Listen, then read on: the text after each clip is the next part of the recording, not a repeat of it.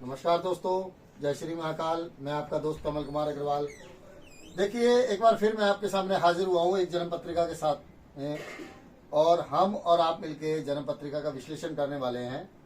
और ये देखने और समझने की बात है कि हमारी बहन और बेटियां जिन्हें हम बहुत प्यार करते हैं, किसी की भी बहन बेटी हमारी बहन बेटी है, और हम ये इस जन्म पत्रिका में देखने की और समझने की कोशिश करेंगे कि जन्म पत्रिका मिला के अगर शादी नहीं की जाती, या जल्दबाजी में शादी कर दी जाती है, या किसी के बहकावे में शादी कर दी जाती है, तो किस तरीके से हम अपनी बहन बेटियों का जीवन खराब कर लेते हैं।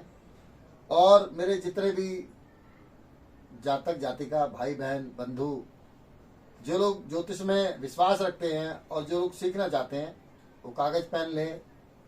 और जो लोग ज्योतिष जैसी पवित्र विद्या में जिनकी रुचि है, वो भी देखें कि किस तरीके से मैरिटल लाइफ कमजोर हो सकती है अगर माँ बाप ध्यान ना दे तो।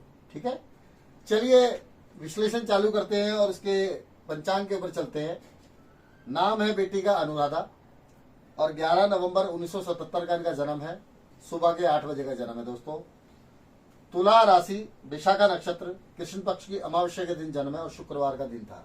ठीक है, और लगन देखिए वृश्चिक लगन। वृश्चिक मतलब बिच्छू। देखिए, समझने वाली बात है दोस्तों कि जब हम सुबह राशि फल देखते हैं तो 8 नंबर की राशि में आपको बिच्छू नजर आएगा आइकॉन में। ठीक है, बिच्छू वृश्चिक लगन कैसे होते हैं स्वभाव से? जल्दी चिढ़ जाने वाले, जल्दी लड़ जाने वाले, उग्र स्वभाव, एग्रेसिव। ठीक है, जल्दबाजी, हर चीज में जल्दबाजी ये करते हैं। तुला राशि, तुला राशि विशाखा नक्षत्र कैसे होते हैं? हैंडसम होते हैं, स्मार्ट होते हैं, सुंदर होते हैं। तुला राशि वायु तत्व की राशि है, शुक्र इसके मालिक हैं। राशि के मालिक दोस्तों पीड़ित हैं, अस्त भी है और मंगल की दृष्टि भी पड़ गई। ठीक है, चलिए देखते हैं कि वृश्चिक लगन और लगन के मालिक नीच। तो दोस्तों ये एक बहुत बड़ा दुर्योग बन जाता है जन्म पत्रिका में कि लगन के मालिक अगर कमजोर हो गए हैं तो मुझे लगता है कि फिर कुछ बचता नहीं है इंसान के पास। क्यों? क्योंकि किसी भी इंसान का बहुत अच्छा घर है, सारी सुविधाएं उसमें मौजूद हैं, और अगर घर का मालिक ही बीमार हो गया तो कितनी भी सारी सुख सुविधाएं वो किसी काम की नहीं रह जाती। उसी तरीके से लगन और लग्नेश कमजोर हो गए। ठीक है, क्यों? कि अष्टम भाव के मालिक लगन में बुध बैठ गए, ये भी अच्छा माना नहीं जाता। हालांकि लगन में जो बुध बैठे हैं वो 11वें घर के मालिक भी हैं। ठीक है, तो दोस्तों मैं बताना चाहूंगा कि इनकी शादी तकरीबन पूरे 18 साल भी नहीं हुए थे तब इनकी शादी कर दी गई। किसी के बहकावे में आके जन्म पत्रिका भी नहीं मिलाई गई। मैं आज ये स्थिति साफ कर देता हूं। और मैं एक बात और अपने दोस्तों से कहना चाहूंगा, किसी विद्वान, किसी ज्योतिषी या किसी खास पर्सन को अगर मेरी बात खराब लगती है, उनको बुरी लगती है, तो मैं हाथ जोड़ के उनसे क्षमा प्रार्थी। ठीक है, चलिए वापस बात करते हैं जन्म पत्रिका के ऊपर। तो दोस्तों लगन के मालिक मैंने बोला नीच के हो गए, मंगल नीच, तो मुझे लगता है जन्म पत्री की बागडोर कमजोर हो गई। उसके साथ साथ अष्टम भाव के मालिक जहां बैठेंगे जन्म पत्री में वो स्थान कमजोर हो जाता है। अष्टम के मालिक लगन में ये भी स्थिति कमजोर है। लेकिन फिर भी दोस्तों बुध लगन में बैठे हैं तो ये महिला बहुत खूबसूरत है, बहुत सुंदर है, और दिखने में स्मार्ट, समझदार भी है, क्योंकि बुध बुद्धि के कारक है, समझदार भी है। इसके साथ साथ दोस्तों अगर हम जन्म पत्रिका पे नजर डालें तो सप्तमेश 12वें घर में गए। 12वें घर में दोस्तों सप्तमेश गए और पाप प्रभाव में चले गए, तो इसका मतलब ये होता है दोस्तों के मैरिटल लाइफ कमजोर हो जाती है। उसके साथ साथ दोस्तों शनिदेव, बहुत ध्यान देने की बात है कि तुला राशि में शनिदेव योग कारक होते हैं, वृश्चिक लगन में शनिदेव अकारक और मारक होते हैं। सुख भाव के मालिक तो है, लेकिन दसम भाव में शनिदेव दिग्बली भी होते हैं, अच्छे माने जाते हैं, कारक होते हैं। लेकिन शनिदेव की दृष्टि सप्तम भाव में जो सप्तम भाव को कमजोर कर दिया। उसके साथ साथ दोस्तों राहु की दृष्टि सप्तम भाव पे, तो मैरिटल लाइफ बहुत ज्यादा बर्बाद। ठीक है, एक बात और मैं अपने दोस्तों को बताना चाहूंगा, जब भी किसी भाव पे दो पापी ग्रहों की दृष्टि पड़ेगी उस भाव के फल कमजोर हो जाते हैं। ठीक है, हमारा उद्देश्य सिर्फ ये देखने का है दोस्तों कि मैरिटल लाइफ कमजोर क्यों रही, क्या कारण था।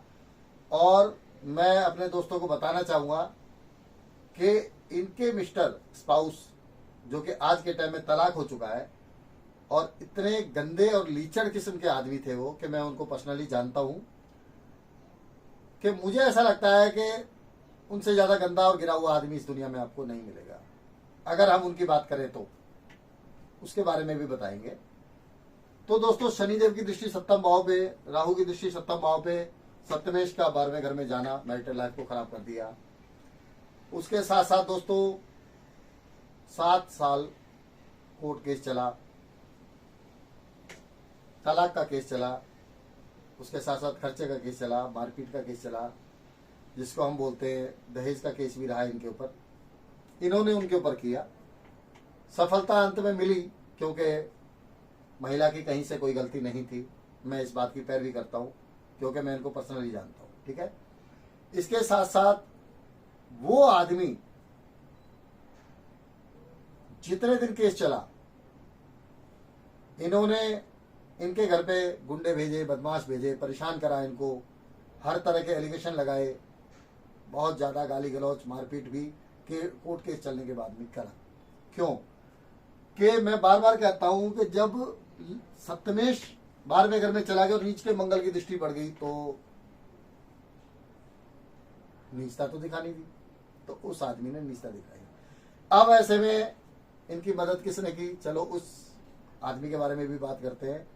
इस महिला की मदद की इनके बड़े भाई ने, और इनके बड़े भाई के कारण ही वो तलाक संभव हो पाया, और उसके साथ साथ इनको उस भंवर से निकालने में उस भाई ने बहुत हेल्प की, जिसके हम शुक्रगुजार हैं। क्यों कि किसी भी बहन बेटी की, महिला की इज्जत को बचाना या उनकी हेल्प करना भाइयों का फर्ज होता है, वो किया। यहाँ है वो तारीफ के काबिल है। लेकिन समझने वाली बात यह है दोस्तों कि भाई ने ही क्यों किया, किसी और ने क्यों नहीं किया। देखिए बात करते हैं। थर्ड भाई भाई का होता है, 11वां घर बड़े भाई का होता है। ठीक है, भाई का कारक मंगल जरूर कमजोर हो गया, लेकिन मंगल की दृष्टि दोस्तों जब बीवी थर्ड भाव पे पड़ेगी तो भाइयों से सहयोग मिलेगा। थर्ड भाव में मंगल बैठ जाए या मंगल उसको देखे, एक बात। दूसरी बात राहु दोस्तों जब भी देने पे आए तो देता बहुत है, और छीनने पे आए तो छीनता बहुत है, क्योंकि राहु संबंध विच्छेद गिरा है। लेकिन 11वें घर में दोस्तों राहु सबसे बढ़िया माना गया है, और बड़े भाई का घर भी राहु, बड़े भाई के घर में राहु बैठे हुए हैं, जहां पे बड़े भाई के घर के मालिक लगन में तो भाई का साथ मिला, और बड़े भाई के घर में राहु बैठे हुए हैं कन्या राशि में, उच्च राशि में। तो दोस्तों भाई ने इनकी हेल्प की। ये एक अलग बात है कि राहु की दृष्टि पड़ने के कारण तलाक हुआ, डाइवोर्स, परेशानी रही, दिक्कत आई, और लेकिन आज भी ये महिला उनसे अलग होने के बाद भी उस आदमी ने आज तक इनका पीछा नहीं छोड़ा, क्योंकि वो ये कहता है कि मैं कोर्ट को और तलाक को मानता ही नहीं। बड़ी विडंबना है कि ऐसे ऐसे मूर्ख लोग भी हैं कि पहले बच्चों को, बीवी को परेशान करते हैं, फिर उनसे माफी मांगते हैं, फिर उनको गालियां देते हैं, फिर उन्हें परेशान करते हैं, और फिर वो थूक के चाटने का काम करते हैं। हम यही दिखाने की आज कोशिश कर रहे हैं। हमारा इस जन्म पत्रिका में दोस्तों कोई उद्देश्य नहीं है। हमारा उद्देश्य यही देखना है कि ग्रहों का खेल क्या करता है। क्या कि शनिदेव की दृष्टि सप्तम भाव में पड़ी, मैरिटल लाइफ बर्बाद करके रख दी। राहु की दृष्टि सप्तम भाव में पड़ी, मैरिटल लाइफ बर्बाद कर दी। सप्तम भाव के जो मालिक हैं वो 12वें घर में गए नीच के सूर्य के साथ में। सूर्य दोस्तों मान सम्मान का कारक है, पिता का कारक है, तो पिता का सुख भी इस महिला को कमजोर रहा। और आज के टाइम में इनके बच्चों के बारे में बात करते हैं। आज के टाइम में जब इनका तलाक हुआ तो बच्चे छोटे छोटे थे, मैक्सिमम 2 बच्चे हैं इनके, और मैक्सिमम 8 साल और 10 साल के बच्चे रहे होंगे उस समय इनका तलाक हुआ। तो आप सोच के देखिए इन्होंने अपने बच्चों को किस तरीके से पाला होगा, किस तरीके से परेशानी को फेस किया। उसके बाद में आज के टाइम में देखिए इनके बच्चे थोड़े कामयाब हैं। क्यों? क्योंकि पंचम में केतु जरूर बैठे हैं, लेकिन पंचम के मालिक अपने से चौथे चले गए, हालांकि ये अष्टम भाव में चले गए। तो पंचमेश का अष्टम में जाना इनकी संतान को भी कष्टकारी रहा, कष्ट में रखा। अब मैं एक और विषय पे आता हूं दोस्तों। एक और बात बताना चाहता हूं आपको कि किसी महिला की जन्म पत्रिका में देव गुरु बृहस्पति का अच्छा होना बहुत जरूरी होता है, क्योंकि गुरु पति के कारक हैं और गुरु वक्री हैं। अगर पति के कारक ही वक्री हो जाए और मिथुन राशि में अतरा नक्षत्र में, तो ये स्थिति थोड़ी सी गंभीर हो जाती है शादीशुदा जीवन के लिए। शुक्र भी दोस्तों राहु के नक्षत्र में बैठे हैं और 12वें घर में जाके, हालांकि शुक्र अच्छे होते हैं लेकिन नीच के मंगल की दृष्टि पड़ने के कारण खराब हो गए। ठीक है, तो कैसा लगा दोस्तों मेरा विश्लेषण? और इसी के साथ साथ मैं एस्ट्रो कमल कुमार अग्रवाल आपसे जैसे हर वीडियो में अपनी बातें शेयर करता हूं, आज भी जरूर करूंगा कि चैनल लाइक करें, शेयर करें, सब्सक्राइब करें। दोस्तों किसी भाई बहन को जन्म पत्रिका बनवानी है, जन्म पत्रिका दिखानी है, जन्म पत्रिका का वीडियो बनवाना है, या जन्म कुंडली मिलान के लिए भी आप लोग संपर्क कर सकते हैं। मेरा मोबाइल नंबर 9810714364 जो आपकी स्क्रीन पे लगातार चालू है, उस पर आप कांटेक्ट कर सकते हैं। व्हाट्सअप नंबर भी यही है दोस्तों।